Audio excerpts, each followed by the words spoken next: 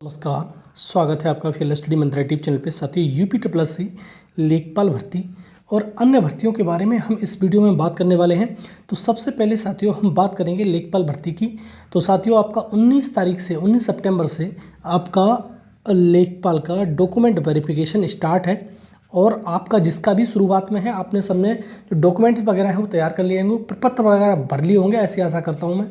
अगर किसी व्यक्ति ने, किसी छात्र छात्रा ने अभी भी प्रपत्र नहीं भरे हैं, अगर कोई कॉलम समझ में नहीं आया, कल भी मैंने बताया था, अगर कोई कॉलम समझ में नहीं आता है भरने के संबंध में तो उसको ब्लैंक छोड़ दें, खाली छोड़ दें। जब आप डीबी के दिन जाएंगे तो वहाँ पर जो कर्मचारी होंगे वो आपको बता देंगे, डाउट में ना रहें। ठीक है, सीधी बात ये है। ठीक है, और मैंने बताया था 3 कॉपी तैयार करें, 2 कॉपी तो भर लें और 1 ब्लैंक छोड़ दें। अगर कहीं गलती होती है तो तुरंत ही उसको दोबारा से फिल कर लें। ठीक है, और ओवर राइटिंग बिल्कुल ना करें कि इसी पे घिसापिटी कर रहे हो तो और ज़्यादा बेकार इंप्रेशन जाता है और वो वहाँ रिजेक्ट हो जाता है वो। ठीक, तो ओवर राइटिंग नहीं करनी है, 3 कॉपी कम से कम आपको निकाल के रखनी है।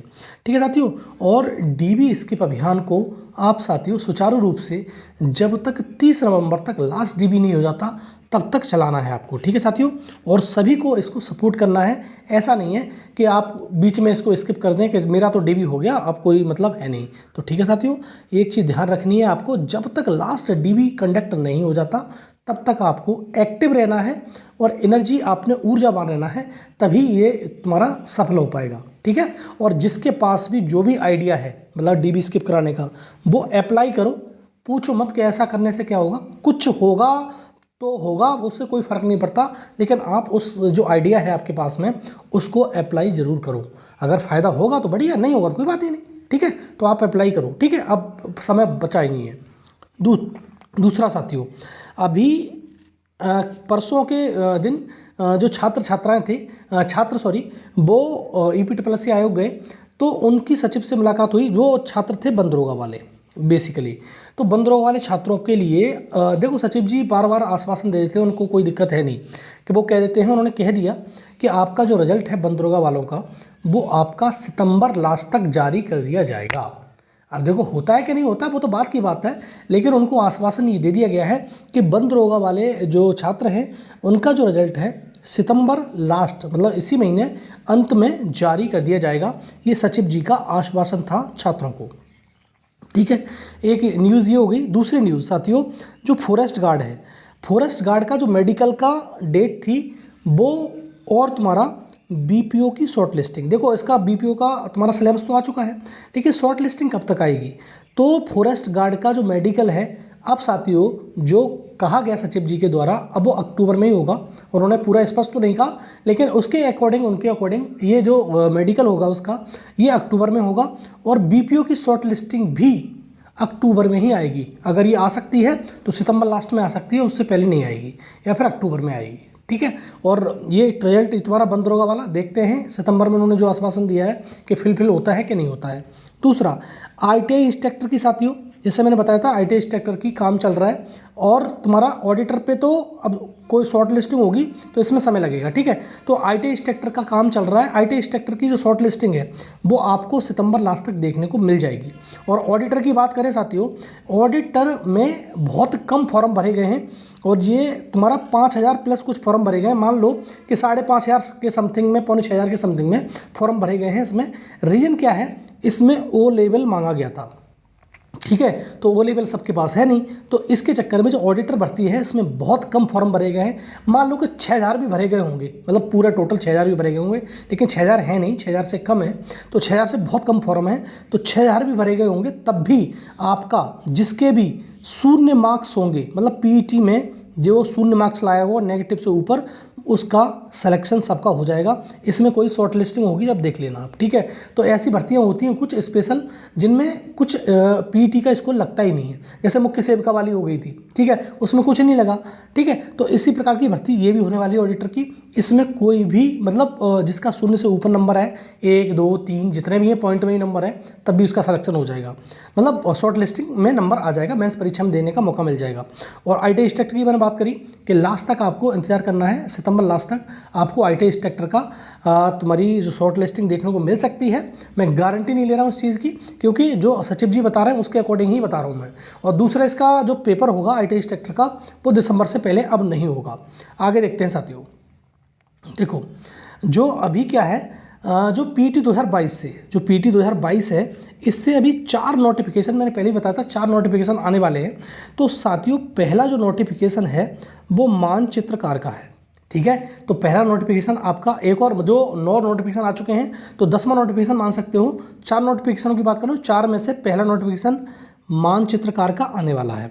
दूसरा साथियों, एक नोटिफिकेशन जो मैंने बताया था लोअर की 1000 जो पद है उसका अध्याचन आ चुका है, और शायद 400-500 पदों पर, 400 से 500 पद हो सकते हैं इसमें, इसका नोटिफिकेशन लोअर का आ जाए, ठीक है। आएगा ही आएगा, क्योंकि 2022 और 23 दोनों से लोअर की भर्ती आनी है, और लोगों ने बहुत सारे ईमेल भी किए हैं आयोग को कि जो भर्ती है वो बहुत समय से आई नहीं है, तो इस पर विचार कर रहा है मतलब आयोग, तो ये भर्ती देगा, और 2023 से भी भर्ती आएगी ये। तो ये 2 हो गई। अब देखो साथियों, एक भर्ती आपको जो AGTA वाली है उसके बारे में समझो। AGTA भर्ती क्यों अटकी? तो AGTA की जो भर्ती है गन्ना पर्यवेक्षक वाली, तो ये 2022 से आएगी तो सही। अब देखो ये भर्ती है अटक चुकी है। अब होगा क्या इसमें, जो विभाग है वो आयोग को डेटा भेजने वाला है 24 तारीख तक। कब तक भेजने वाला है? 24 सितंबर तक। तो 24 सितंबर के बाद इस भर्ती पर काम होगा, ठीक है। जो आयोग है वो डेटा को कब भेजेगा? 24 तारीख लास्ट डेट है, 24 तारीख को 24 तारीख तक डाटा भेज देगा।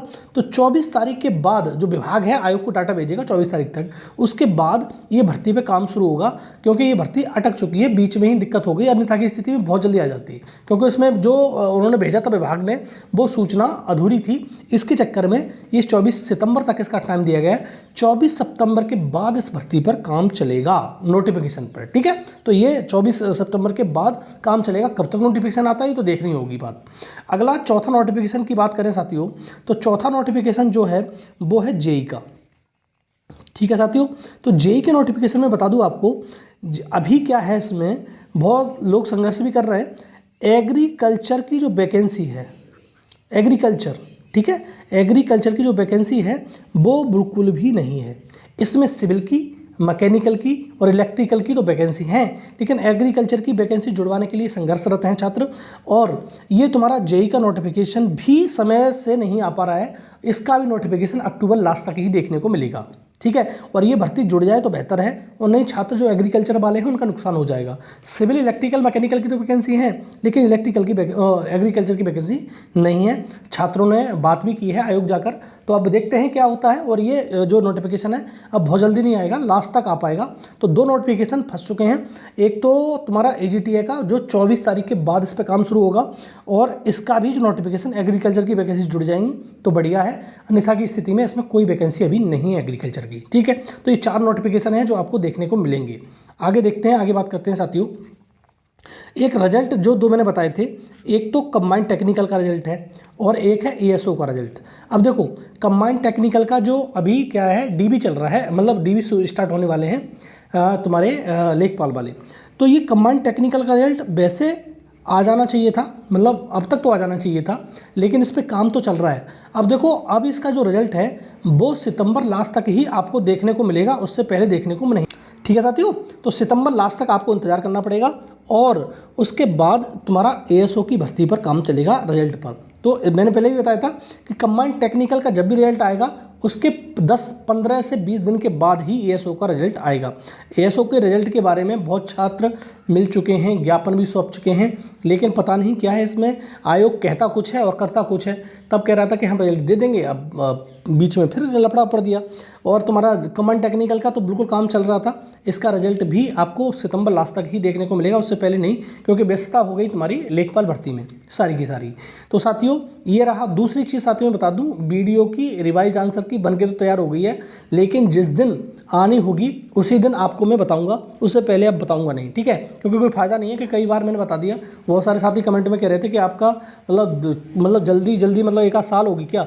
तो मैं साथियों अब मैं आपकी जो आंसर की के बारे में बताऊंगा, तो उसी दिन आपको एक वीडियो बना के छोटा सा मैं आपको बताऊंगा कि आज आंसर की आने वाली है, उससे पहले नहीं। तैयार तो है आंसर की, लेकिन उसका कब जारी करेंगे ये तो वही जानते होंगे, लेकिन तैयार है आंसर की बिल्कुल तरीके से। ठीक, तो ये सारा वीडियो हो गया। और साथियों वीडियो अच्छा लगता है तो वीडियो को लाइक कर दिया करो और साथियों तक शेयर कर दिया करो उसको, और कोई समस्या नहीं हो तो इस चैनल को सब्सक्राइब भी करके रख सकते हो। ठीक है साथियों, बहुत बहुत धन्यवाद।